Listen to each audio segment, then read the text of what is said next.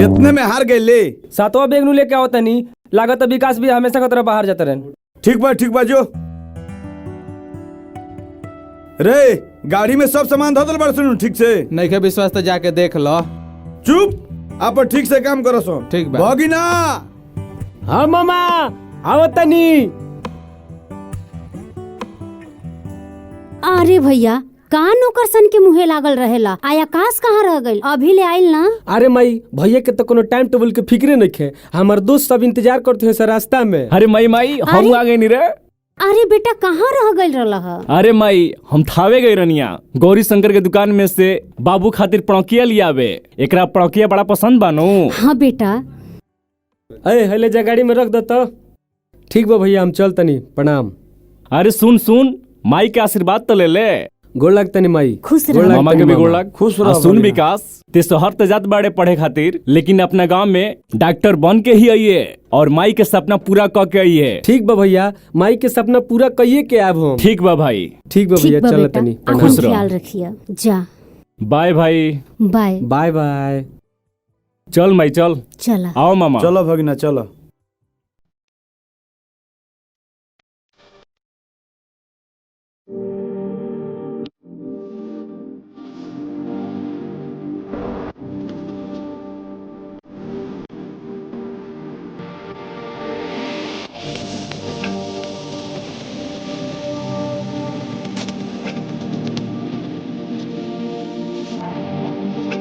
Dia hobi hadir kelala, dia tu saja hadir salah.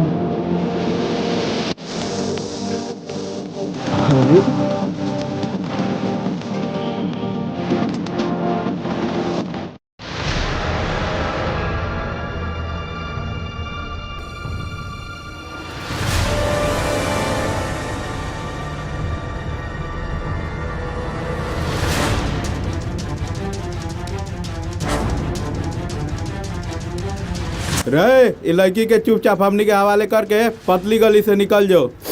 रे साला पतली गली से के निकली वो तो वक्त बताई। अपन खैर चाहत और सोन तो चुपचाप यहीं से निकल जा सो। ई साला है ना मानी एक हिरबाजी खत्म करे पड़ी रे। मारा सने करा के।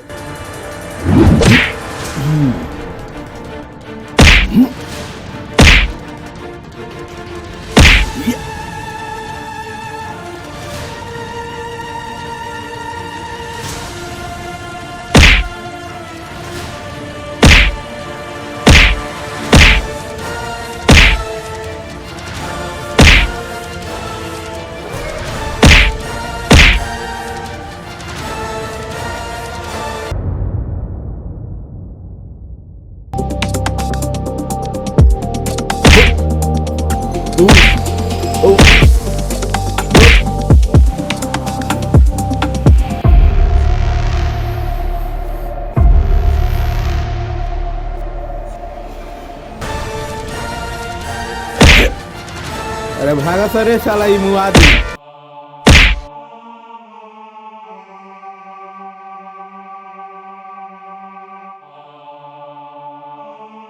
राउर बहुत बहुत धन्यवाद। रउआ इन गुंडन सन से हमार जान बचैनी। अरे हमें धन्यवाद के का काम बा। ई तो हमार फर्ज रहला सा। अच्छा ये सब छोड़ी चली रुआ के रुआ घरे हम पहुंचा देते नहीं। कौन घर? हमार कौनो घर नहीं खे। हम बचपन से ही अनाथ बानी और एगो मामा मामी के आश्रय मिलल। उहो लोग हमरा के ई गुंडा सन के साथे बेच दिलस। खैर हम चलतनी। ए जी सुनी ना।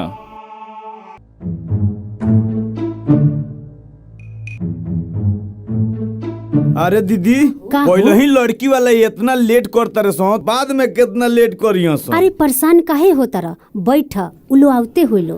अच्छे हो दियाइए गई प्रणाम सुनैना जी। प्रणाम। प्रणाम। बैठी ना। रामू चाय लेके आवा। ठीक बा मालकिन। आवे में कोनो तकलीफ ना न भइलो? ना ना कोनो तकलीफ ना भइला। इली चाय पी। चाय ले भैया। हमारा बेटी के भाग खुल गईल कि रउआ घर के बहू बने जा रहल बिया। जोड़ी तो ऊपर से बन के आवेला। हम पंडित जी से कोनो बढ़िया मुहूर्त निकलवा के रउआ से बता देब, ठीक बा? ठीक बा तो हम चलत तनी। अरे खाना उना खा ले। ना ना ठीक बा, प्रणाम। ठीक बा, प्रणाम। प्रणाम। अरे दीदी हमरा कुछ समझ में नहीं आवत। आकाशवा के शादी हे फटीचर के घर में कर तरीका है। कोनो अमीर आदमी के घरे शादी होइत, जितना मन करित उतना दहेज टानल बनित। अरे भैया तू पागल जैसन काहे बात करत रह? आकाशवा के बाप के वसियत याद बानू? जब तक आकाशवा के मेहरारू ना चाही तब तक की जमीन अपनी के नावे ना हुई। यही से तो आकाशवा के बियाह हम अनपढ़ गंवार लड़की से करतानी। समझ ल। अरे दीदी हम सब समझ गईनी। लड़की ठीके ठाक बिया, सुंदर भी बिया, और आगे पीछे ओकर के बा भी ना। का कइल जाओ? सोच ने आई लव यू बोल दी। अगर एक्सेप्ट कर ले प्यार हमार तो शादी ओकरे से ही कर लेम।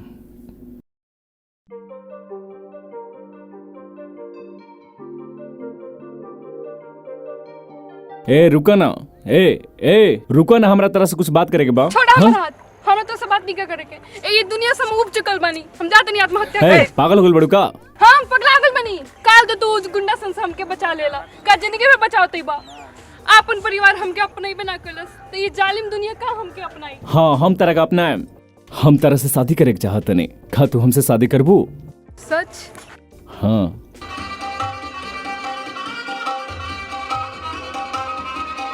वाह दीदी, तारा दिमाग के तो जोड़ नहीं खे हो। अरे भैया ई तो अभी पहिलका चाल है, आगे देखा होखा तका। आकाशवा के अनपढ़ गंवार लड़की से बियाह क के सारा जमीन जायदाद अपना नावे लिखवा के ओकरा बाद वो दोनों के एक घर से लात मार के बाहर निकाल दे। लेकिन आकाशवा बा हो कहाँ? कहू दिया गई। बेटा बैठ। बेटा तहरा के एगो बहुत बड़ा खुशखबरी सुनावे वाला बानी। ए माई हम तारा के खुशखबरी सुनावे वाला बानी। अरे तो सुनावो ना। भूमि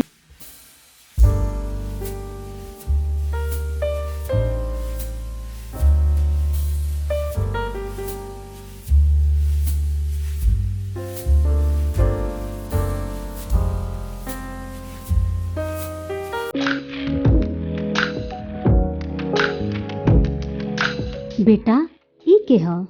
माई ई ताहर पतो है। कुछ ऐसा सिचुएशन रहे हमनी के शादी करे के पड़ गई।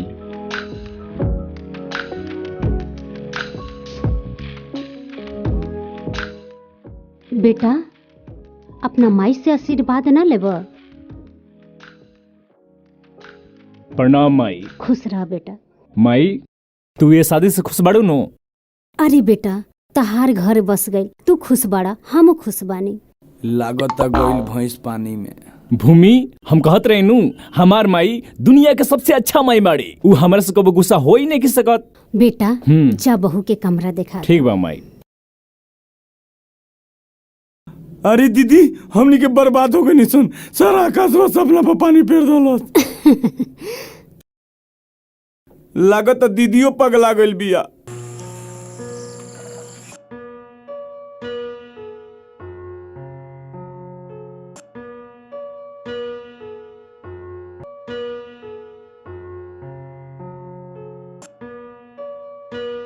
बहू सच में चांद जैसन तू सुंदर बाड़ू।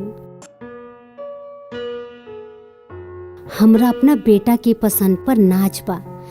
हम चाह के भी तारा जैसन बहू ना खोज पैते। बैठ।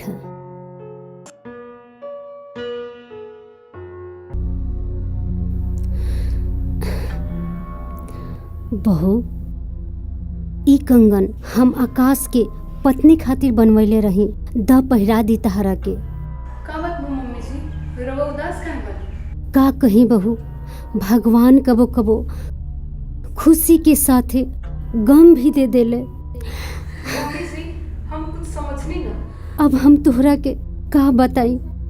हम जौन बतावे के चाहतनी ओकर संबंध आकाश के जिंदगी और मौत से बा। ई का कहतनी मम्मी जी? ई देख, आकाश के ई कुंडली है।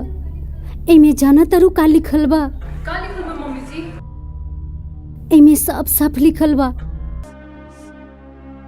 अगर आकाश की शादी 25 साल से पहले हो जाए, अगर आकाश की पत्नी गर्भवती हो जाए तो होखे वाला संतान आकाश के मौत के कारण बन सकेला। मम्मी जी, रवा अबे भी इस सब बात पे विश्वास करेनी? हम जानत रहनी है तू इस सब बात पर विश्वास ना करबो, लेकिन का करी, हम ओकर माई नु है, मन के कैसे मनाई। बेटी, ऐसा अनर्थ मत होके दिया। बस कुछ दिन के ही तो बात बा। हम तोरा आगे हाथ जोड़तनी, तोहर पैर पड़तनी।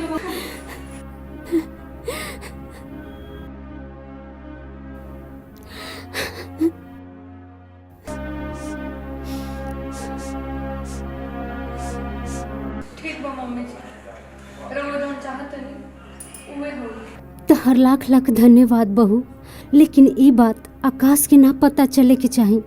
ठीक बा मम्मी।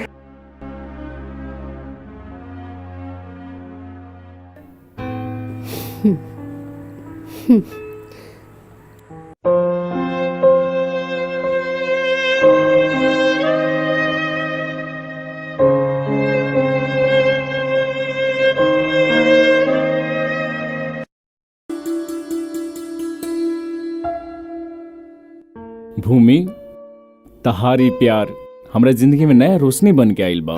हमनी के अपना नया जिंदगी की शुरुआत ये रोशनी सितारा में शुरू कर जाई, जौना सितारा दामन में खुशियां ही खुशियां रही। ना आकाश, कहे ना, काहे कि हम ना कहत।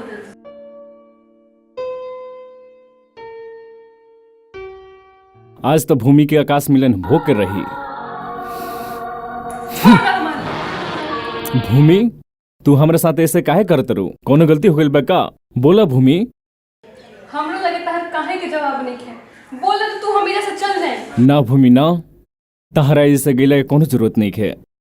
हमरे नहीं है मालूम कि तू हमरा के कौना बात के लेके सजा देता रू, लेकिन एगो बात के विश्वास रख भूमि, हम तहरा ऊपर कबो पति होके का हक ना जताए, कबो ना जताए भूमि।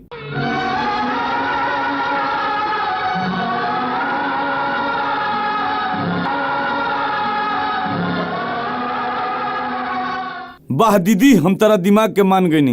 एगो तीर से दू गो निशाना। आकाशवा के मौत के चाल चल के भूमिया के ऐसा अपना जाल में फंसौले बाड़ू, वो अपना सुहाग के सेज में खुद आग लगा लहलस। अरे भैया, ई तो अभी शुरुआत बा, आगे आगे देखा होखता का। 4 दिन के अंदर ओकरा के हम ए घर से बाहर ना निकलवा देनी तो हमरो नाम सुने ना। अरे वाह सासू माँ वाह, हमरा अइले अभी 2 दिन भी ना बल, रउआ अपना असली रूप दिखावे लगनी। एक बात याद रखें, ई असली चेहरा अगर अपना पति के सामने ना लियनी तो हमू अपना बाप के बेटी ना, याद रखें।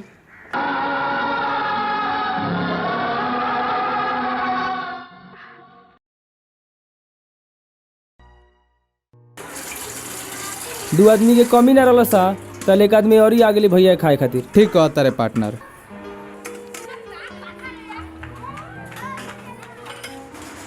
राम भैया का बनाता? अरे लौकत नहीं के दाल में तड़का मारे खातिर टमाटर काटता नहीं। तू ऐसे काहे बोलत रहा? जी अपना पति के इज्जत ना करेला, ओकरो के इज्जत हमनी के ना करे निसन। हमार गलती का बा? काल उनकर सुहाग रहत रहुए, जाके पिछवाड़ा सुता रहूँगन। अपना लायक ना समझ लू तो शादी काहे कैलू? सच तो ये बा कि हम ही वहाँ के लायक नहीं थे। काल जौन देखनी संतौन कुछ सब झूठ रहे। सच तो ये बा कि ई घर के लोग ही नहीं के चाहत कि हमनी के दोनों आगे मिल के रही सब। तोड़ दिया चाहत लोग ई शादी, लेकिन इस सपना हम को पूरा ना होखे दे। आकाशवा गइल बा विकास बाबू के लावे। आइए गुल है दे बाबू। ए मामा प्रणाम खुश मामा। रहो। प्रणाम माई। माई रे हाँ, बोला। मामा हाँ। जाना तरह अपन विकास पूरा कॉलेज में टॉप कैले बा। साचो हाँ टॉप? माई अब तू खुश बाड़ू नु, तहार सपना पूरा हो गईल। लेकिन का बेटा? हम चाहतनी कि शहर में खुद के अपन अस्पताल खोली। रे तोरा कितना पैसा चाहिए? बस भैया 10 लाख। ए माई एकरा के आज ही 10 लाख रुपया दे दो। हाँ काहे ना। सुनी जी, हम चाहतनी कि शहर में अस्पताल खोलने से अच्छा बा कि गांव में माँ जी के नाम से अस्पताल खोलल जा। ठीक कहलू, माँ के नाम से हॉस्पिटल उहो गांव में। अब तो ऐसा के होई, गांव में अस्पताल खुली तो माई के नाम गांव में और ही हो जाए। अरे इंस्पेक्टर साहब रहुआ एजा का बात बा? अरे शाम के उद्घाटन के मिठाई रुआ घरे पहुंचावे आलो रनिया। हम मिठाई खाए ना, अपन ड्यूटी करे आइल बनी। बस तोरा भाई के मेडिकल डिग्री देखे के बा। अरे इंस्पेक्टर साहब रहुआ हमरा भाई के मजाक उड़ावत नहीं। हम मजाक ना, अपन ड्यूटी करतनी। खाली अपना भाई से बोला कि अपन डिग्री दिखा दे। इंस्पेक्टर साहब बस रहुआ हमरा भाई पे शक करतनी। देख बात बोलने से कोनो फायदा नहीं है। देवर जी से बोली वो क्या अपन डिग्री दिखा दी। तू ठीक कहत रू। ए भाई दिखा दे इंस्पेक्टर साहब का अपन डिग्री, अब बंद कर दे यहाँ के मुंह। इंस्पेक्टर साहब 1 मिनट हेने आई। ए इंस्पेक्टर साहब कुछ ले दे के खत्म कर दीना। रे ते हमरा घूस देता रे, चल भाग। अरे ए इंस्पेक्टर साहब ई रउआ का करता? हम अपन ड्यूटी करतनी। तार भाई हमरा घूस देवे के चाहता। एकरा लगे ना कोनो डिग्री बा आ ना ही कोनो डॉक्टर हो। का बात करतनी इंस्पेक्टर साहब? हमार भगना पढ़ लिख के डिग्री लेके आइल बा। वो डिग्री ना, रद्दी कागज हो जौन के शहर में 5 रुपए किलो मिलेला। इतना बड़ा विश्वासघात हमर भाई कैलस। झूठा डिग्री बनवेला के जुर्म में हम एकरा गिरफ्तार करते हैं। ना इंस्पेक्टर साहब ना, ऐसा मत करी। ई पकड़ा जाई तो हमर माई के नाम गांव में डूब जाई, माटी में मिल जाई। इंस्पेक्टर साहब ठीक बा, ई पहिलका गलती है, ऐसे हम छोड़तनी।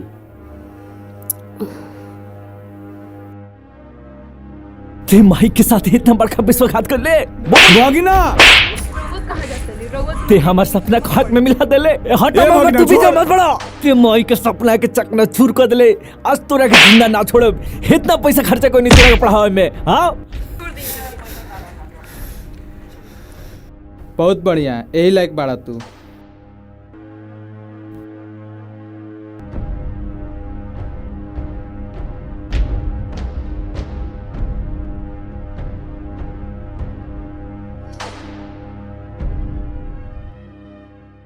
बेटा जा बाजार से जहर के पुड़िया लेके आवा। ठीक बा माई, अबे हम लेके आओ तनी। अरे दीदी पगला गल बैठ रे, जहर के पुड़िया मंगाओ तरी, अपना साथ साथ हमने को मोहिबे करे। भैया तू पूछत रहला नु हमार आखिरी चाल का हुई, तो हमार आखिरी चाल ई बा, पानी अब सर से ऊपर हो गइल बा। ई ल माई जहर के पुड़िया। वाह दीदी वाह। वाह रे माई। ए रामू जाना है वो गरम चाय बना के ले आओ जा। अरे माई। बेटा हाँ माई। भूमि के माई बाप नइखे, उनकर देखभाल हमनी के नु करे के बा। ई ल दूध उनका के पिया द। ए माई ऐसे का हुई? ऐसे बच्चा सुंदर और स्वस्थ हुई। ठीक बा माई, तो अबे जाता नहीं हम पिया देबे। फिनिश।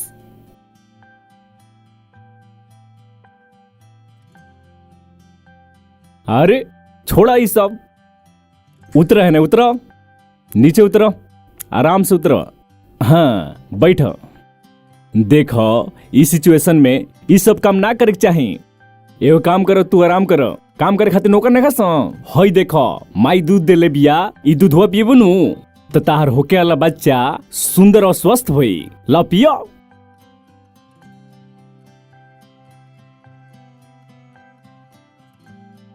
का भइल हो? वो कहत रही हनु कि रउआ हाथ से पहली बार दूध पिए। तो पिए से पहले जो भगवान के लगे माथा टेक करती तो अच्छा रही। अच्छा ठीक बा, जा आओ जल्दी आओ। का बोल रामू भैया, हमरे के दूध पिए से काहे मना कइला? काहे कि दूध में जहर मिलल बा। का दूध में जहर? हाँ दूध में जहर, उ जहर के और नारा और सासू माँ मिलेले बड़ी। अरे कहाँ गइलू भूमि? अरे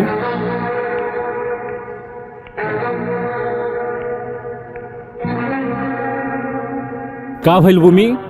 जहर खा के मरला से अच्छा बा कि हम अपने पति के हाथ से मरल पसंद करें। ई तू का कहत रू? रउआ जनी दूध लियन बने उमे जहर बा। दूध में जहर? हाँ दूध में जहर बा। और क्यों ना इधर माई में ले लो। भूमि तहर माई ना डाइन बाड़ी। चुप कर भूमि, कह दे इस सब बात झूठ बाटे। हमार माई दूध में जहर नहीं मिला सकत। भूमि तारा विश्वास नहीं के तो ई दूध हम पी के दिखाओ तने।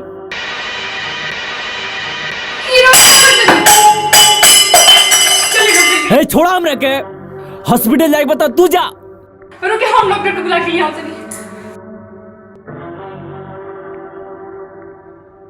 पागल हो भी एकदम। हमरा माई पे शक करतिया। जौन माई सौतेला हो के भी अपने बेटा से ज्यादा हमरा से प्यार कैलस। सुनलुआ माई उतारा पे शक करतिया। उ कहतिया कि तू दूध में जहर मिलल बाड़ो। अरे तू तो हमरा के अपना बेटा से भी ज्यादा प्यार कैलू। उ हमरा के तहरा खिलाफ भड़कावतिया माई।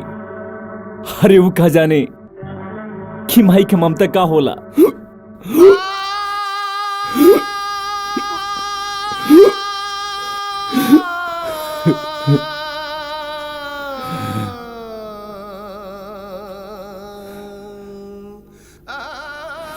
माई तू ऐसे खाए कहलू माई, बस तू एक बार कह दिले रह तू ई सारा जमीन जायदाद तारा चाहे।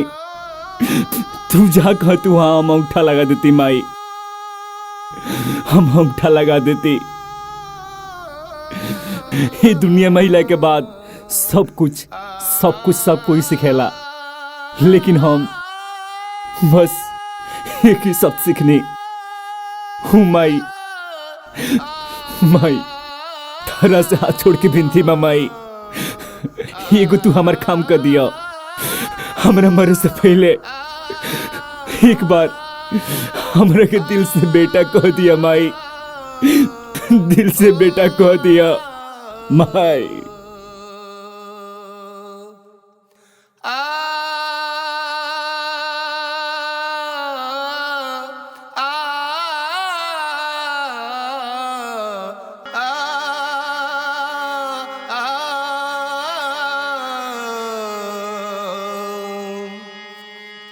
रे आजा सन।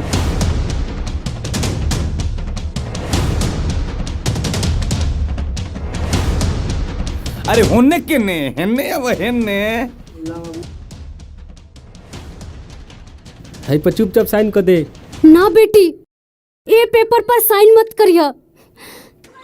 का रे दीदी ते पगला गल बड़ी जाओ ना दौलत खातिर हमने के जिंदगी भर तोरा पीछे पीछे घूमनी सन। ओ दौलत के कहा देते साइन मत करिया। अरे भैया, चोर बदमाश के भी अंदर इंसानियत होला, लेकिन हमने के इतना गिर गई नहीं सर। भोला भाला कैसा तो जान अपना भोला भाला में तुल गई नहीं सर। चुप रे, है पर चुपचाप साइन कर। बेटा आकाश, बेटा बेटा बेटा आकाश, आकाश माई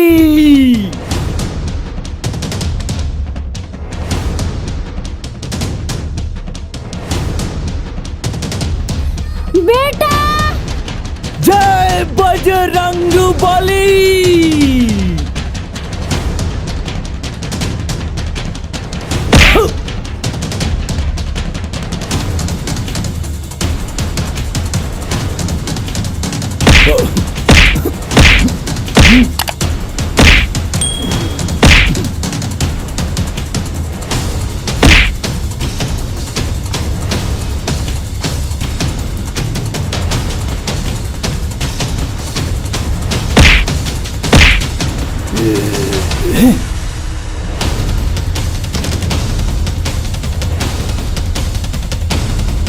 का हो मामा, बहुत चाल चलत बा। अब हई ना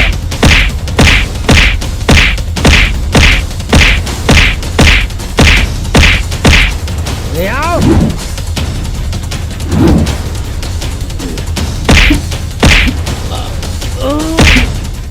उठ साला, ते देवी जैसन माई पे हाथ उठेबे, हाथ काट दम साला केरा। अभी जानत नहीं खे तू आज तो लगा ना छोड़ो जान सवाल का